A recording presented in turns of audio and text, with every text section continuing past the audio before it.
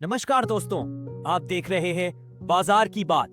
और आज हम बात करेंगे एक ऐसे मर्जर की जिसने भारत के बैंकिंग इतिहास को हिलाकर रख दिया। एचडीएफसी लिमिटेड और एचडीएफसी बैंक का मर्जर 2023 में हुआ। यह मर्जर अब लगभग एक साल बाद असली असर दिखा रहा है। क्या यह भारत का सबसे सफल कॉर्पोरेट मर्जर बन पाएगा? क्या इससे निवेशकों को फायदा हुआ और क्या इसके पीछे की रणनीति सही थी?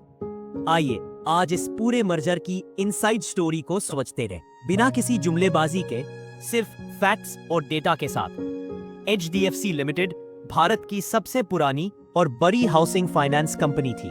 वहीं एचडीएफसी बैंक भारत का दूसरा सबसे बड़ा प्राइवेट बैंक, जो अब हर घर में एक जाना पहचाना नाम है। अप्रैल 2022 में मर्जर का ऐलान हुआ और जुलाई 2023 में मर्जर पूरा हो गया। अब एचडीएफसी लिमिटेड पूरी तरह से एचडीएफसी बैंक में शामिल हो चुकी है, यानी दोनों एक ही संस्था बन चुके हैं। इस मर्जर के 3 मुख्य मकसद थे। क्रॉस सेलिंग बढ़ाना, यानी एक ही ग्राहक को कई बैंक सेवाएं देना। जैसे अगर आपने सेविंग अकाउंट खोला तो साथ में होम लोन या इंश्योरेंस भी ऑफर करना, ताकि ग्राहक को सुविधा मिले और बैंक की कमाई बढ़े। डिजिटल बैंकिंग को ग्रामीण भारत तक ले जाना और एक ऐसा फाइनेंशियल सुपर पावर बनाना जो हर सेक्टर को सर्विस कर सके। मर्जर के तुरंत बाद जो सबसे बड़ी चुनौती सामने आई वो थी loan to deposit ratio, LDR.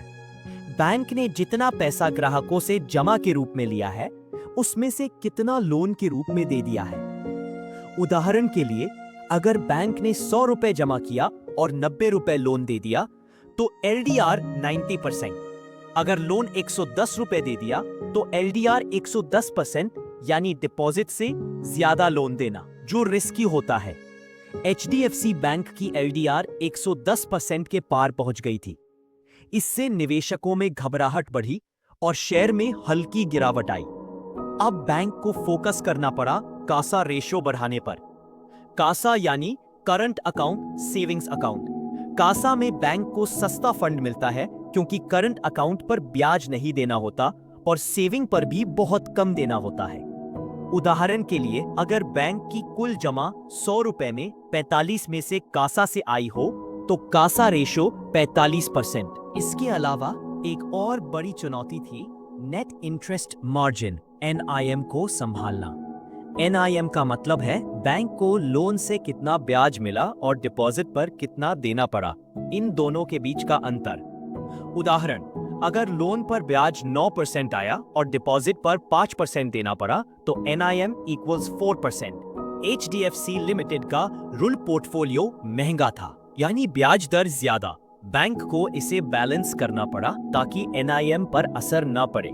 मार्च 2025 में आए Q4 के नतीजों में पहली बार मर्जर का असली असर दिखा। डिपॉजिट ग्रोथ रही 14.1%, कुल 27.5 लाख करोड़।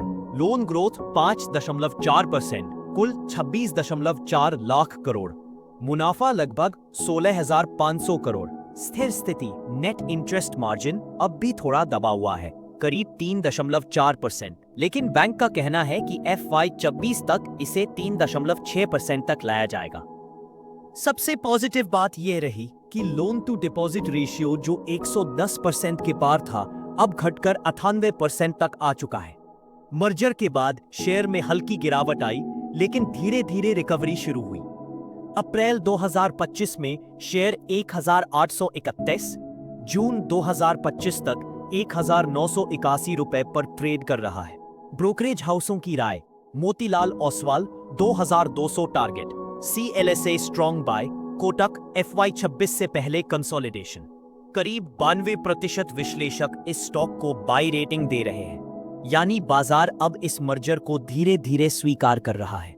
अब एचडीएफसी बैंक सिर्फ बैंक नहीं रहा, बल्कि बन चुका है एक one stop financial supermarket. Housing loan, insurance, mutual fund, credit card, savings account. Cross selling अब इस बैंक की रणनीति का मूल हिस्सा बन चुकी है। FY25 में बैंक ने 700 प्लस नए ब्रांच खोले। ग्रामीण क्षेत्रों में डिजिटल बैंकिंग लाने के लिए खास निवेश किया गया है। अब बैंक की योजना है कि हर ग्राहक को सिर्फ सेविंग्स नहीं बल्कि फुल सर्विस मिले। बैंक अब जिन बातों पर फोकस कर रहा है, CASA रेशियो को फिर से 45% लाना, लोन टू डिपॉजिट रेशियो को 85+90% पर स्थिर करना, FY26 से क्रेडिट ग्रोथ को संतुलित करना और क्रॉस सेलिंग व डिजिटल विस्तार पर लगातार काम करना। मैनेजमेंट का कहना है मर्जर की लागत FY25 में दिखी, लेकिन असली फायदे FY26 और FY27 में दिखेंगे। तो दोस्तों, अब मर्जर का असली असर सामने है। जमा बढ़ रहा है, लोन कंट्रोल में है, स्टॉक स्थिर है, बिजनेस मॉडल मजबूत हो चुका है। अगर आप लॉन्ग टर्म निवेशक हैं तो HDFC बैंक आपके पोर्टफोलियो का मजबूत स्तंभ बन सकता है। हाँ, अगले 6 से 9 महीने कुछ उतार चढ़ाव हो सकता है, लेकिन FY27 के बाद यह बैंक एक नए मुकाम पर खड़ा होगा। अगर आपको यह एनालिसिस पसंद आया हो तो चैनल बाजार की बात को सब्सक्राइब करें, वीडियो को लाइक करें और कमेंट कर